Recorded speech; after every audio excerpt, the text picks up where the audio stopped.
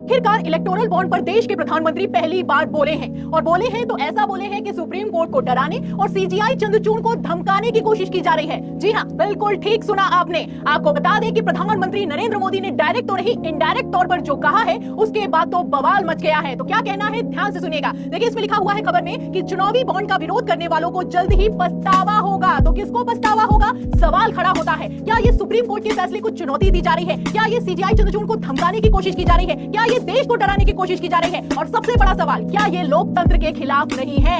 ऐसा पहली बार हुआ होगा देश के इतिहास में कि देश का प्रधानमंत्री देश की सर्वोच्च अदालत के सर्वोच्च फैसले का अपमान कर रहा है, वो भी भरे मंच पर इंटरव्यू देकर। आपको बता दें कि प्रधानमंत्री नरेंद्र मोदी ने तमिलनाडु के एक निजी चैनल को इंटरव्यू दिया है और उस इंटरव्यू के दौरान इलेक्टोरल बॉन्ड पर जो कहा है उसके बाद तो बवाल मच गया है। तो निजी चैनल का इंटरव्यू है, हम आपको वीडियो कॉपीराइट इशू के चलते दिखा तो नहीं सकते, लेकिन हाँ, चौंकाने वाला बयान सुना जरूर सकते हैं। इसलिए इस बयान को ध्यान से सुनिएगा, क्योंकि सुप्रीम कोर्ट के सुप्रीम फैसले के बाद पहली बार प्रधानमंत्री नरेंद्र मोदी इलेक्टोरल बॉन्ड पर बोले हैं। क्या बोले हैं, सुनिएगा। देखिए, एबीपी की खबर में लिखा हुआ है कि क्या चुनावी बॉन्ड डेटा से बीजेपी को कोई झटका लगा है? ये पूछे जाने पर पीएम मोदी ने कहा, मैंने ऐसा क्या किया है कि कोई झटका लगेगा? तो प्रधानमंत्री नरेंद्र मोदी से पूछा गया कि क्या आपको झटका लगा है? उन्होंने कहा कि मैंने तो ऐसा कुछ किया ही नहीं है कि मुझे झटका लगेगा। और आगे जो कहा है वो और भी ज्यादा चौंकाने वाला है। देखिए, इसमें लिखा है खबर में कि मुझे यकीन है कि जो लोग आज हंगामा कर रहे हैं उन्हें पछतावा होगा। मैं सभी विशेषज्ञों से पूछना चाहता हूं कि कौन सी एजेंसी 2014 से पहले चुनावों में इस्तेमाल किए गए धन का पता लगा सकती है? कुछ खर्च तो हुआ ही होगा।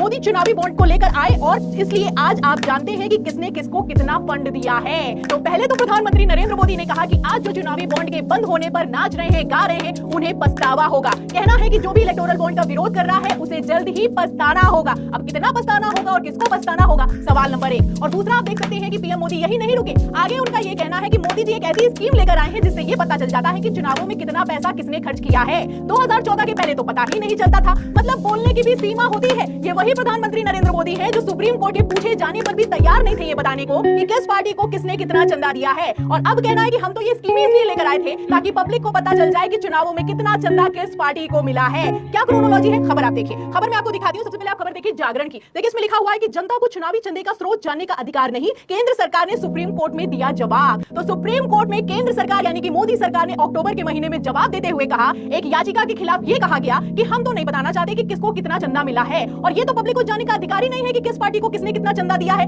इस पर सुप्रीम कोर्ट सख्त हुआ। सीजीआई चंद्रचूड़ ने जब अपना ऐतिहासिक फैसला सुनाया और इलेक्टोरल बॉन्ड को असंवैधानिक करार दिया, तब उन्होंने साफ साफ कहा कि पब्लिक को ये जानने का हक है कि किस पार्टी को किसने कितना चंदा दिया है। ये उनका सूचना का अधिकार है। क्या कहा सुप्रीम कोर्ट ने, ये भी सुने। खबर आप देखिए एनडीटीवी की। इसमें लिखा है कि पार्टियों को कहां से चंदा मिला और मतदाताओं को ये जानने का हक है। सुप्रीम कोर्ट में चुनावी बॉन्ड पर सुनवाई के दौरान याचिकाकर्ता, तो आप देख सकते हैं कि किस तरीके से सुप्रीम कोर्ट ने एक ही झटके में इलेक्टोरल बॉन्ड को बंद कर दिया। सिर्फ इलेक्टोरल बॉन्ड को बंद नहीं किया गया, सीजीआई चंद्रचूड़ ने इसे असंवैधानिक करार दिया, गैर कानूनी बताया, कहा कि ये सूचना के अधिकार का हनन है और पब्लिक को ये जानने का हक है कि किस पार्टी को कितना चंदा मिलता है। क्योंकि अगर पब्लिक को पता चल जाएगा कि किस पार्टी को किस कॉर्पोरेट घराने ने कितना चंदा दिया है, उस आधार पर ये तय कर सकता है कि उसको किसको वोट देना है, किसको वोट नहीं देना है। सुप्रीम कोर्ट ने फैसला सुनाया, पूरा सिस्टम लगा दिया गया। पहले तो ये लोग बताने के लिए नहीं तैयार हुए, फिर खबर निकलकर सामने आई कि सुप्रीम कोर्ट के फैसले के खिलाफ विकल्प तलाशे जा रहे हैं। अब जब कोई विकल्प काम नहीं आया और सीजीआई चंद्रचूड़ ने कैसे न कैसे करके ये चंदा बाहर निकलवा लिया है, पूरा का पूरा डेटा बाहर आ चुका है, तो प्रधानमंत्री नरेंद्र मोदी इसका श्रेय ले रहे हैं। कहना है कि हम तो ये स्कीम इसलिए लाए थे कि पब्लिक को पता चल जाए कि किस पार्टी को कितना चंदा कहां से मिलता है। तो कितना बड़ा खेला चल रहा है, आप देख सकते हैं। पहले तो खबरें निकलकर सामने आती थी कि जो न्यायाधीश रिटायर होते हैं उन्हें बड़े पद दिए जाते हैं, लेकिन अब आप देखिए कि खबरें निकलकर सामने आ रही हैं जिसमें प्रधानमंत्री नरेंद्र मोदी कह रहे हैं कि जो इलेक्टोरल बॉन्ड का